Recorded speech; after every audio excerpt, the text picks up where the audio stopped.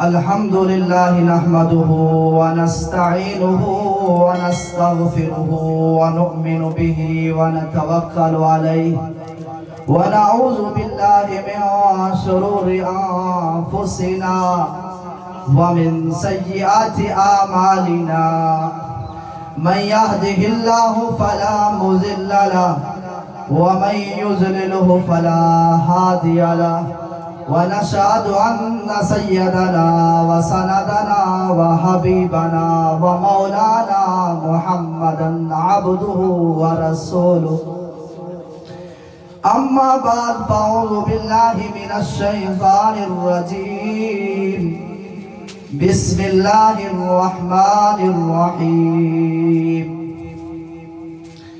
لو أنزلنا هذا القرآن على جبل لرأيته خاشعا متصدعا من خشية الله وتلك الأمثال نضربها للناس لعلهم يتفكرون صدق الله العظيم. قال النبي صلى الله عليه وسلم خيركم من تعلم القرآن وعلمه او كما قال عليه الصلاة والسلام. میرے عزیز دوستوں، بزرگوں، بھائیوں، محبت اور شوق کے ساتھ آپ علیہ الصلاۃ والسلام کی روضہ رسول پہ آپ علیہ الصلاۃ والسلام پر محبت اور شوق کے ساتھ درود شریف کا نذرانہ پیش کر لیں. اللہم صلی علی محمد وعلی آل محمد کما صلیت علی ابراہیم وعلی آل ابراہیم انک حمید مجید. اللهم بارك على محمد وعلى آل محمد كما باركت على إبراهيم وعلى آل إبراهيم إنك حميد مجيد. میرے عزیز دوستو، آج کا یہ پروگرام اور آج کا یہ تقریب خوشی کا دن ہے اور خوشی کا موقع ہے. یہ مہینہ بھی بڑا برکت والا اور یہ دن بھی بڑا برکت والا، کیونکہ موقع خوشی کا یہ ہے، ختم القرآن ہے. وہ بچے بڑے مبارک ہیں جن بچوں نے ماشاءاللہ قرآن حفظ کیا. وہ والدین بڑے مبارک ہیں جن والدین نے کہ بیٹے حافظ قرآن بن گئے. اور یہ چھوٹے سے ادارے میں ماشاءاللہ اتنے سے حافظ بن جانا، یہ حضرات کی محنت، قاری محمد شبیر صاحب، مولانا آصف صاحب کی محنت کہ اس چھوٹے سے ادارے کے اندر اتنے سے بچے قرآن کے حافظ بن گئے. یہ قرآ حضرات کی محنت کا نتیجہ ہے. میرے عزیز دوستو، کائنات میں سب سے افضل یہ لوگ ہیں، سب سے افضل یہ طلباء ہیں. اللہ کے نبی علیہ السلام نے فرمایا اور بھلائیاں ہیں، نیکی کے کام بھی بہت ہیں، لیکن سب سے اعلیٰ کام، سب سے بہتر کام خیرکم من تعلم القرآن وعلمہ. اللہ کے نبی علیہ السلام نے فرمایا سب سے بہتر کام بتلا دیتا ہوں، سب سے اعلیٰ کام بتلا دیتا ہوں. سب سے بہتر کام، سب سے اعلیٰ کام وہ ہے قرآن سیکھو بھی صحیح اور دوسروں کو سکھاؤ بھی صحیح. دنیا میں بہترین لوگ، دنیا میں اعلیٰ قسم کے لوگ، دنیا میں اچھے لوگ یہ ہیں جو قرآن شریف پڑھتے بھی ہیں اور پڑھاتے بھی ہیں۔ اللہ کے نبی علیہ السلام نے سب سے اعلیٰ ان لوگوں کو بتلایا ہے۔ میرے عزیز دوستو، ان کا رتبہ بھی اعلیٰ ہے، یہ معزز لوگ ہیں۔ اللہ کے نبی علیہ السلام نے فرمایا، حدیث پاک میں آتا ہے، جنت میں ایک نہر ہے، جنت میں ایک نہر ہے، اس نہر کے اوپر ایک محل بنا ہوا ہے، اس محل کے 70,000 دروازے ہیں، اس محل کے 70,000 دروازے ہیں۔ دروازے جو ہیں وہ لکڑی کے نہیں ہیں، وہ شیشے کے نہیں ہیں، وہ کس چیز کے ہیں؟ سونے اور چاندی کے دروازے ہیں۔ اتنا خوبصورت محل ہے، وہ محل حافظ قرآن کے لیے۔ آج جس بچوں نے حفظ کیا ہے یہ ان کے لیے محل ہے، اور جو حافظ ہیں یہ ان کے لیے محل ہے۔ ماشاءاللہ خوبصورت محل، ان کے والدین کے لیے بھی اللہ استقبال کرے گا قیامت کے دن۔ میرے دوستو، یہ وہ قرآن ہے، جب یہ قرآن مجید اللہ رب العزت آسمانوں پہاڑوں پہ اتارنے لگے، لو انزلنا هذا القرآن على جبل لرأيته خاشعا متصدعا من خشیت اللہ۔ یہ وہ قرآن مجید ہے، جب اللہ رب العزت اس کو پہاڑوں پہ اتارنے لگے، انہوں نے کہا یا اللہ، پہاڑوں کہنے لگے یا اللہ یہ قرآن اعلیٰ ہے، یہ قرآن اعلیٰ ہے، اس کے الفاظ اعلیٰ ہیں، اس کے معنی اعلیٰ ہیں۔ یا اللہ ہمارے اندر یہ طاقت نہیں ہے، ہمارے اندر یہ قوت نہیں ہے۔ لو انزلنا هذا القرآن على جبل لرأيته خاشعا متصدعا من خشیت اللہ۔ اللہ نے قرآن میں وہ نقشہ کھینچا ہے، وہ پہاڑ کہنے لگے یا اللہ یہ ہم اٹھا نہیں سکتے، اس قرآن کو ہم اٹھا نہیں سکتے۔ اس قرآن کے الفاظ بھی ہیں، خاشعا متصدعا من خشیت اللہ۔ وہ پہاڑ تھرتھرانے لگے، وہ کانپنے لگے۔ یا اللہ ہمارے اندر قوت نہیں، ہمارے اندر طاقت نہیں، ہم اس قرآن کو اٹھا سکے۔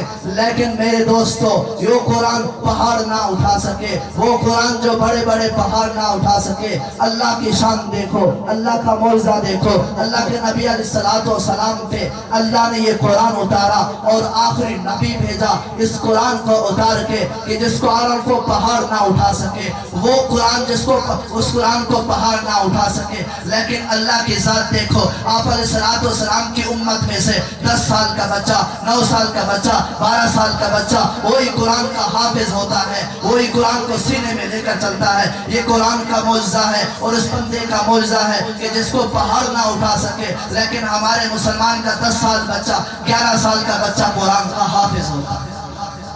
کہو سبحان اللہ۔ وہ قرآن کا کیا ہوتا ہے؟ حافظ ہوتا ہے۔ اللہ کی شان ہے۔ میرے عزیز دوستو، یہ وہی قرآن ہے، نبی آئے 1,24,000 انبیاء کو اللہ نے بھیجا، 1,24,000 انبیاء کو بھیجا۔ بابا آدم علیہ السلام آئے، لیکن یہ قرآن نہیں آیا۔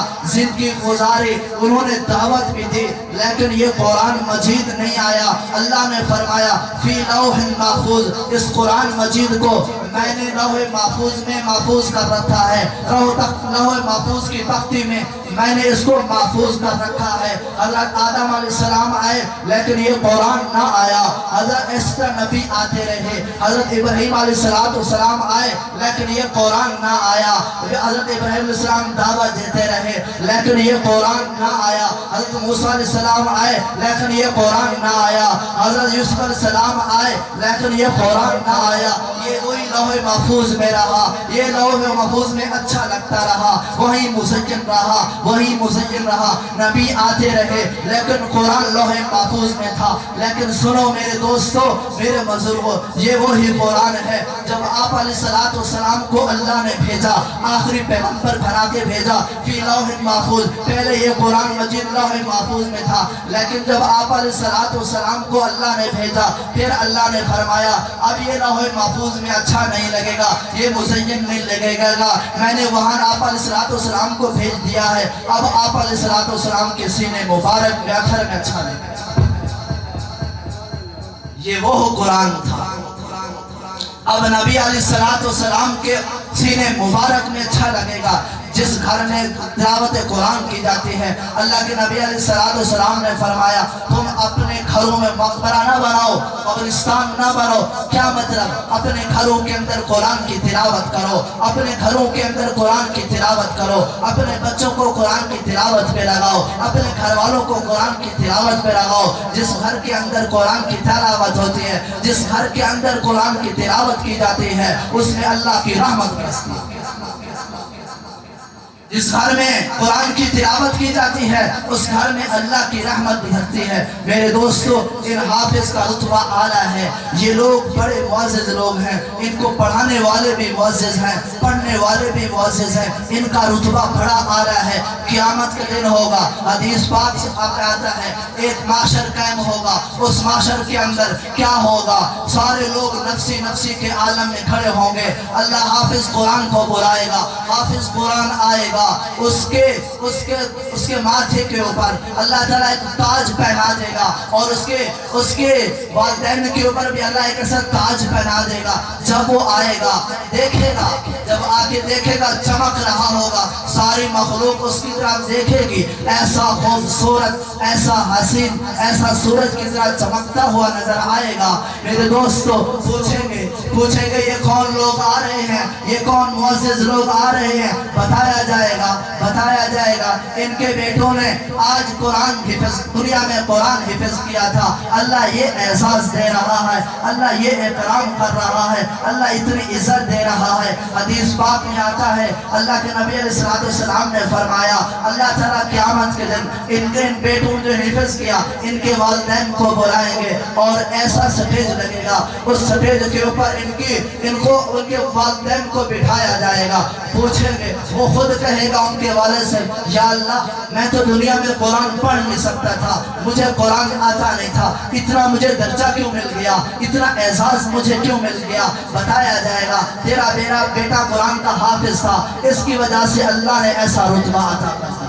پھر اللہ نے آگے بتلایا، اے میرے فرشتوں، اگر وہ خود کہے گا میرا بیٹا کدھر ہے، میں اپنے بیٹے کو ملنا چاہتا ہوں، اللہ کہے گا اے فرشتوں، اگر والد صاحب یہ چاہت کرے میں اپنے بیٹے کو ملنا چاہتا ہوں، تو اس میں ایسا رتبہ کہ والدین کا رتبہ اعلیٰ بڑھ جائے گا، تو باپ کو نیچے لے آنا، بیٹے کو اوپر نہ لے جانا، یہ تو اعزاز ان کے لیے ہے جو والدین جن کے آج بیٹے قرآن کے حافظ بنے۔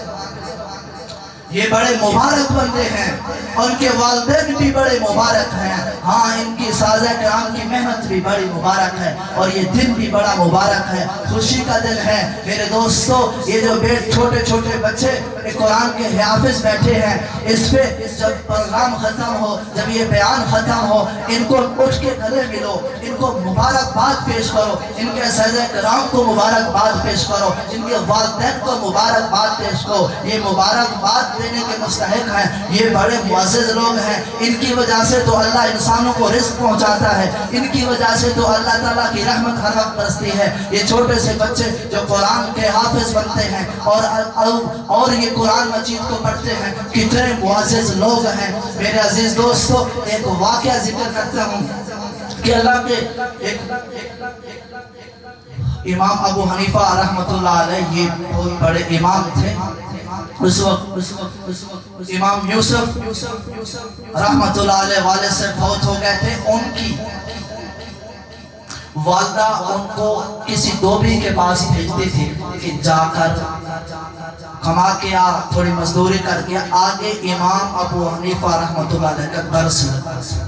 بچہ جاتا تھا، جب بچہ آگے جاتا تو ایک دن درس میں بیٹھ گیا، مزہ آ گیا، پڑھنے لگا، پھر ایسے سلسلہ چلتا رہا تو ماں پوچھتی تھی کہ آج جاتا بھی ہے کوئی مزدوری نہیں لے آتا۔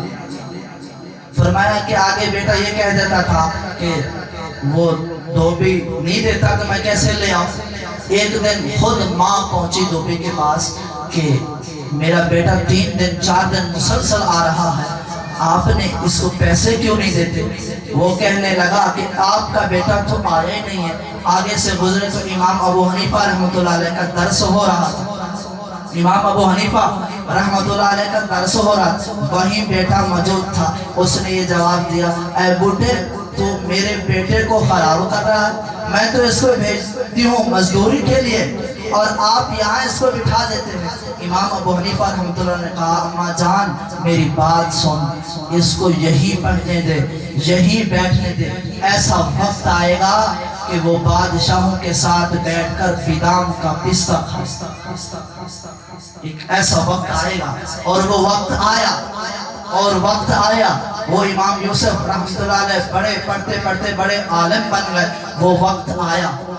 ऐसे ही जब हारून रशीद ने अपनी बीवी को ये कह दिया था, अगर तू मेरे मुल्क में रात गुजारेगी तुझे तलाक पड़ जाएगी। उसका मुल्क बड़ा था, रात को भी अगर सफर करते फिर भी उसके मुल्क को पार नहीं किया जा सकता था। उसने सबको बुलाया और जो उलमा थे उन सबको बुलाया कि बताओ ये मैंने कहे बैठे, मैं ये अल्फाज अपने बीवी को मैंने कहा, इसके बारे में क्या हुक्म है? तो सब ने कहा तलाक पड़ जाएगी। कहा कोई इमाम अबू हनीफा का शागिर्द भी है?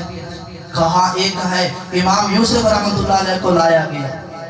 जब इमाम यूसुफ रहमतुल्लाह अलैह को लाया गया तो उसने यही जवाब दिया, अगर रात मस्जिद में गुजारेगी तो तलाक नहीं पड़ेगी, मस्जिद अल्लाह का घर है, बादशाहों का इस पर कोई कब्जा नहीं।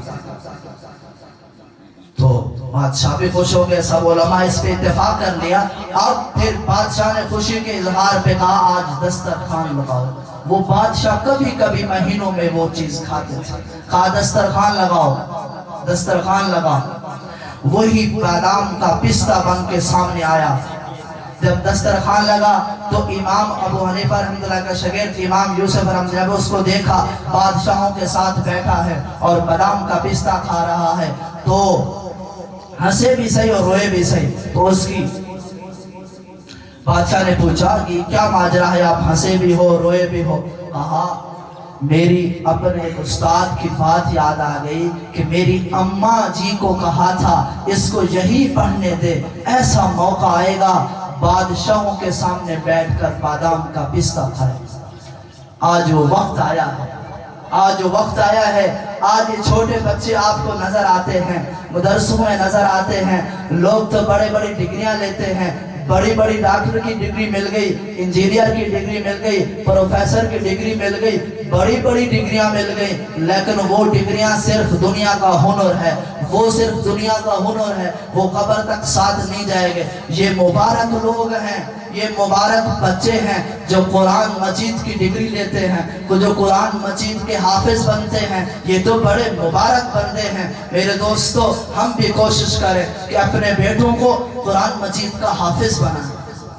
हाँ, अपने बेटों को कुरान मजीद का हाफिज बनाएं, फिर जिंदगी बनेगी, आखिरत भी बनेगी, दुनिया भी बनेगी। इसी कुरान मजीद से यारी लगे, दुनिया भी बनेगी, आखिरत भी बनेगी। इस कुरान मजीद को सीने से लगाएं, दुनिया भी बनेगी, आखिरत भी बनेगी। इस कुरान मजीद को जो सीने से लगाएगा वो ही कामयाब होगा, वो ही आगे तरक्कियां करेगा। अगर हम इसको पीठ फेर दी फिर हमारे लिए नाकामी ही नाकामी है, फिर कोई कामयाबी नहीं है। दुनिया में जिस कोने में चले जाए कामयाबी नहीं हो सकती। इस कुरान मजीद के अंदर सारी चीजें मौजूद हैं। मेरे दोस्तों, ये कुरान बड़ी आला किताब है, इसमें आला किताब है, अरफा किताब है, इसमें दुनिया की सारी चीजें मौजूद हैं, इसमें दुनिया की सारी चीजें मौजूद हैं। क्या अहकामात हैं, नमाज के क्या अहकामात हैं, इस कुरान मजीद के अंदर मौजूद है। ज़कात के क्या अहकामात हैं, इस कुरान मजीद के मौजूद है।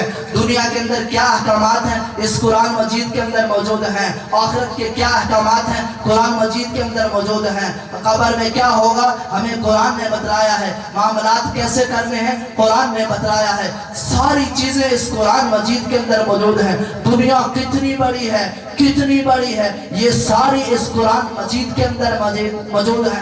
लेकिन ये कुरान मजीद कितना बड़ा, कितना मुअज़्ज़ज़, जिसमें सारी चीजें मौजूद हैं। लेकिन अल्लाह की कसम, कुदरत देखो, जिसके अंदर सारी चीजें मौजूद हैं, वो कितना अरफा किताब होगी, वो कितना आला किताब होगी। लेकिन यही कुरान मजीद मुसलमानों के दिल के अंदर मौजूद है। हाँ, यही कुरान के बच्चे हाफिज बनते हैं। कितने मौजूद लोग हैं। अल्लाह के नबी अलैहिस्सलाम ने दिल के बारे में बात करता हूँ, कहा जिस्म में एक लोथड़ा है, ये दिल, जिस्म में एक लोथड़ा है, एक मशीन है, अगर वो ठीक हो जाए सारा जिस्म ठीक है, देखना भी ठीक है, चलना भी ठीक है, बैठना भी ठीक है, सारा जिस्म ठीक है। अगर वो ठीक हो जाए तो सहाबा ने पूछा, अल्लाह के नबी ने खुद ही बता दिया कि सुनो अला वहिया फिल क़ल्ब, सुनो सुनो सुनो, वो एक दिल है, वो दिल है, वो दिल है। अगर ये दिल ठीक हो गया, अगर ये दिल ठीक हो गया सारा जिस्म ठीक है। फिर अमाल करना भी आसान है, अल्लाह को राजी करना भी आसान है, अल्लाह से मोहब्बत करना भी आसान है। आज हम दुनिया की धलधल में हैं, हिर्स की इतनी दुनिया की हिर्स है जिसकी कोई इंतहा नहीं है। जो कहता है अब मेरे पास 1 कोठी है तो 2 कोठियाँ हो जाए, 1 लाख है तो 2 लाख हो जाए, इस तरह की फिक्र है दुनिया के अंदर। तो मेरे दोस्तों, ये दुनिया सारी यहीं रह जाएगी, जब आएगा मौत का वक्त, मौत ही करीब है, किसी को क्या पता कि हम कब जाना है। जब भी आएगा सारी दुनिया यहीं पड़ी है, पैसे भी यहीं पड़े हैं, अमाल काम आएंगे, कुरान से दोस्ती लगाएंगे, कुरान से मोहब्बत रखेंगे। इनके जो कुरान के हाफिज हैं, जो कारी हैं, जो आलिम हैं, इनसे भी मोहब्बत करेंगे, अल्लाह हमारी नस्लों में आलिम पैदा करेगा। तो इंशाअल्लाह सारे नियत करेंगे, इंशाअल्लाह हमने अल्लाह से दोस्ती लगानी है और अल्लाह के अहकामात पूरे करने हैं, नबी अलैहिस्सलातु वस्सलाम के तरीके पे चलना है। अल्लाह ताला हम सबको अमल करने की तौफीक अता